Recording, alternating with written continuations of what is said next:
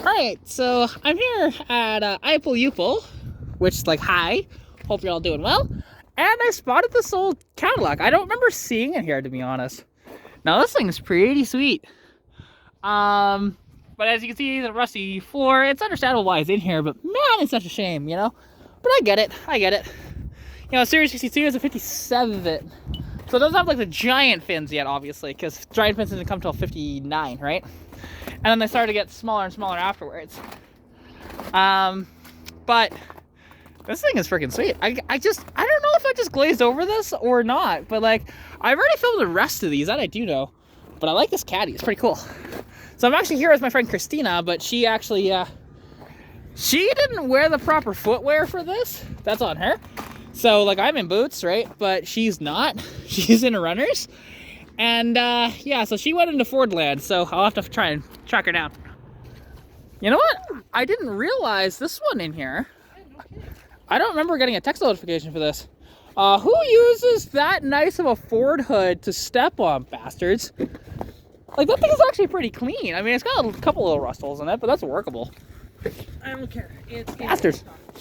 So sad. But yeah, so I'm here with Katarina. If you don't know, like, I know her from TikTok pretty well, and obviously we're like really good friends. Yep. The center console's already taken out. There is a sunroof in the back for something. But let's see. This one on the hood, I'm assuming it's a V6. And survey says 1, 2, 3, 4, 5, 6. Yep. V6. So, you know, if you're looking for parts, I mean, there's this Mustang here. I can go to voicemail, I don't give a shit. For anything like that. And, you know, it's kind of interesting just...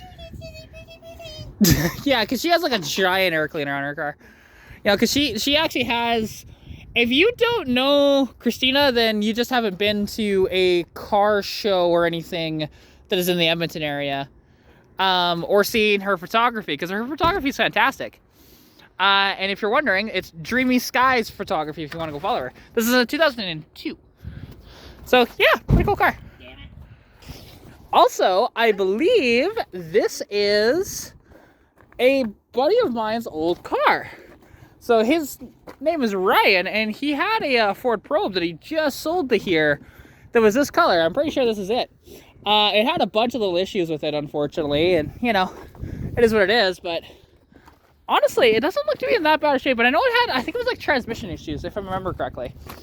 But, yeah, so this is my buddy Ryan's old car. And it is a manual as well. Like, it's such a shame. Such a shame.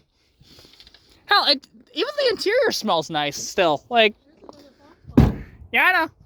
There you go. And we were checking out this Sebring in here, and apparently...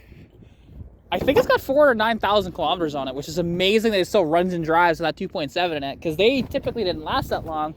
But yeah, little convertible Sebring that's actually not that bad. And like I said, it ran and drove, so I'm curious how many issues it had before they just said screw it to the stores at the junkyard. So yeah, even the top's still decent. So right here, this is a Plymouth Sundance, I believe. Or it's the Dodge. Which one is this? It is a Sundance. So these, even though they look like a sedan, they're actually a hatchback. You can see how the line goes up like that. And this was the Chrysler Peabody, if I remember correctly. And they spent over $1 billion to create this. And yet, lost money on every single one that they sold. But they were actually not a bad vehicle overall. They used Mitsubishi drivetrains like the 2.2s, 2.5s. You can get the turbos in these. You can get a 3-liter V6. Not too bad, honestly. Pretty neat. Then also here, I don't remember if this town car was here last time or not, and if I did anything with it. It's got the CFI unit.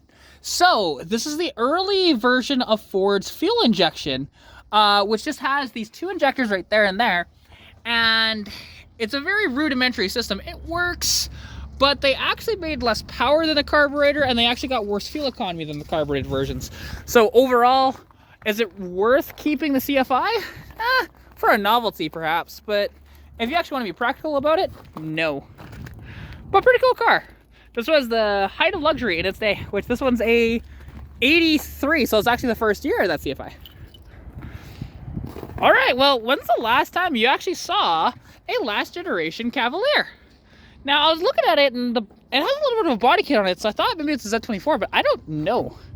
I don't see any of the badges on it, but then we look, and it's got the glow stick of destiny, which is a manual. So much fun, right? So this is a car that would be a little bit sporty. I mean, again, they were a bit of a beater. I mean, case in point, these were a throwaway car. So as you can see, they tried taping everything up because it's just a cheap car that nobody cares about. But at one time, it's a fun car. I guess it's not a Z24, but it just looked like it may have been one. All right, there we go. A nice two-door Jimmy, this is the S10 Jimmy in the final generation. This one has to be an 02. Somebody did a really bad job of like a rock guard on it. It's an automatic, but actually that's part of the exhaust right there that somebody cut off and then it's left inside the vehicle. This one has probably the 4.3, I'm gonna guess. Yep, that is the 4.3 V6 with the TBI unit up top. Decent little engine, essentially a 305 with 2 cylinders chopped off, but you know, they're pretty decent vehicles. And honestly, you can put these through hell and back and they'll take you there. So pretty neat to see. Now, it's not just, you know, brake parts or engine parts you can take. You can literally chop off the back end of an entire car. That's the good thing about IPull-uPull. So you know when you see I think it's an E92 3 Series, but they actually took the K-member out to get the engine out easier, and transmission's right there too. That actually looks pretty clean. So lots of nice BMW parts there. Plus there's one of the headlights there too, so in the trunk. And you know, normally I don't care about a Cube, but it reminds me of my friend Tracy. So Tracy loves her Cube, and she's put on over 200,000 kilometers on hers, and she loves it.